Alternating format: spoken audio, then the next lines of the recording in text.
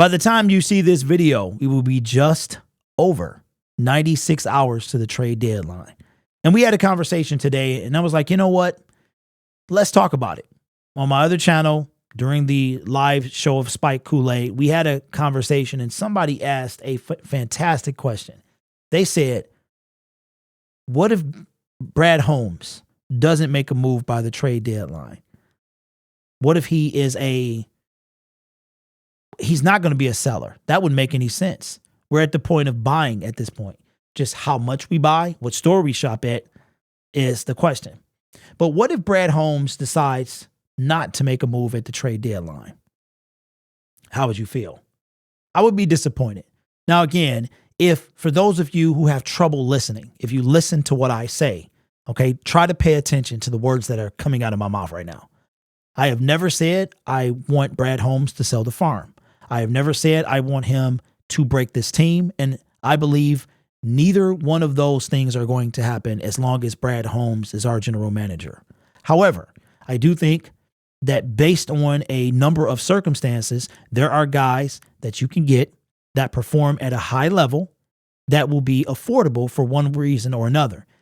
A guy like Chase Young, he's in a contract year. If the Washington Commanders decide not to trade him, they have the option of franchise tagging him. They have the option of signing a new deal, which they could. We've seen it happen before. Or they let him walk for no greater than a third-round pick, right? The Detroit Lions currently have 15 sacks, but they lead the league, according to PFF, in pressures. They lead the league in pressures, but yet have 15 sacks. Why? Because they can't get home. Sacks can create turnovers, can create loss of yardage, and put offenses in a position where they are now, you have a greater down and distance, a greater 3rd and 14 instead of, I don't know, 2nd down and 6, right?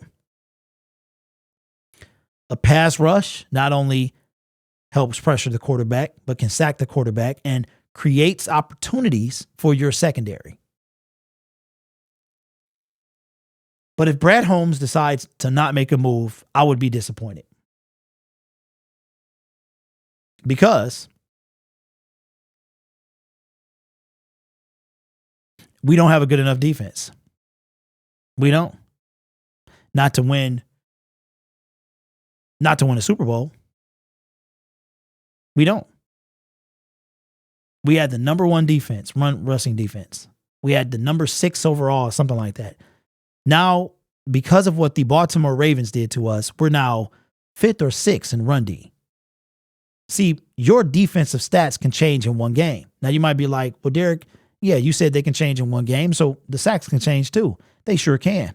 But I want you to look at the competition we were playing when we got those sacks. I keep saying this. There's a reason we sacked Desmond Ridder 7 times. There's a reason we sacked Jordan Love 5 times. And there's a reason we did not sack Patrick Mahomes. We sacked Geno Smith once. We sacked Bryce Young once. There's a reason that we have 3 sacks in 5 games. There's a reason we don't have a huge turnover margin. Eventually, that type of stuff runs out. You don't have the Lions were not going to end the season with the number 1 defense, number 1 run defense. Somebody brought up a stat in the show today. In 2014, which was when we went to the playoffs and our defense was like ranked 3, I think overall, we had 42 sacks. 42 sacks. For reference, the Philadelphia Eagles last season, they were 1st in the league in sacks. They went to the Super Bowl. They had 70 sacks. That's on average a sack. 4+ sacks per game. By the time, that means they got to the quarterback 4 times a game. The Detroit Lions right now, after 7 games, are averaging just over 2 sacks per game. If he doesn't make a move for somebody on the defense, specifically the defensive line, I'm going to be disappointed. There's nobody on our team that is going to just pop out of nowhere. Now you could say, well, James Houston, he only played one game. That's true. He had 8 sacks last year in his brief appearance. That's also true. Can he duplicate that? We don't know. Last year, you didn't see him coming. This year, you do. We also have another guy. His name is Broderick Martin, who he could change. He could get some sacks. He could. Aiden Hutchinson has 4.5 sacks. The next closest person to him, I believe, is Aleem McNeil with 2. We're not going to go anywhere. We're not going to go far. I see us, I don't know. Things go right because you get a 1-game elimination when you get to the playoffs. The regular season is to get seeding throughout the playoffs. Right now, the Lions have the number 2 seed. So that means that the only time they would leave Ford Field is to go play the number 1 seed. And if somehow the number 1 seed lost in the divisional round and the Lions won in the divisional round, they would host the NFC Championship game. They have to keep pressure on Philadelphia. No pun intended. They have to keep pressure on San Francisco. But they need to handle, and the way they do that is by winning. Is it possible that the Detroit Lions can win the Super Bowl with this team? It's possible. Is it likely? I'm going to say no. Not after what I saw through 7 games. I know a couple games ago we were talking about Super Bowl. There's a stat that I never made a video about. I wanted to, but I never made a video about it. And it was that, okay, I'm trying to remember. I bookmarked it. So if you are familiar with this, you'll know what I'm talking about. And do me a solid. And if you know what stat I'm about to bring up, if you could put the full thing in the comment section, and I will pin that for you so that everybody else can see it. It was that the Detroit Lions, something about being one of 5 teams to win both 2. This was after the game against the Green Bay Packers. They won. Okay, here it is. The Detroit Lions were one of 5 teams to win 2 primetime games on Thursday night. We had 2 games in September. We had the last game in September, the 28th, and then we had the 7th. We were the 5th team to win 2 primetime games in December. Of those 5 teams, all 5 went to the Super Bowl. So we were the 6th team. All 5 went to the Super Bowl and 2 won it. Right? Never made a video about it. I just don't feel that now, after what I saw against Baltimore and the collection of the fact that we can't get to the quarterback outside of those 2 quarterbacks, that when we need to get to a Brock Purdy, when we need to get to a Jalen Hurts, we're not going to be able to. Not with the current defense. Now, Broderick Martin could come in and change that. I don't know. I could be way off and wrong. But if Brad Holmes doesn't make a move for someone, with the way that this team is depleted in certain spots and the fact that we've got the most pressures, to me, it's obvious. I know I'm a basement GM, I'm an armchair GM, but it's obvious that Aiden Hutchinson needs sacks. We can't finish. We cannot get to the quarterback. So to me, that tells me get somebody who can help us get there. There's nothing to talk about. And there's a few guys that you could get, and I'll wrap the video up after this. There's a few guys that I think you could get. It all depends on what their team is willing to do.